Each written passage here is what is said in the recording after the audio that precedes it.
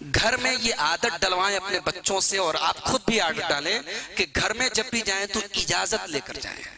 بچے کو عادت ڈالیں کہ اجازت لے کر امی ابو کے کمرے میں آئے، اجازت لے کر امی کے کمرے میں جائیں. ارے امی تو امی کے کمرے میں اجازت لے کے کیوں جائیں؟ چلیے ایک حدیث دیکھ لیتے ہیں. حضرت حذیفہ رضی اللہ تعالیٰ عنہ صحابی رسول ہے، ان سے کسی نے پوچھا کہ استأذن علی امی، کیا ماں کے روم میں جانے کے لیے بھی اجازت لینا چاہیے؟ حضرت حذیفہ نے کہا اگر نہیں اجازت لوگے رأیت ما تکرہ، تو ہو سکتا ہے کہ تمہاری نظر ایسی چیز پر پڑ جائے جو تمہیں پسند نہیں.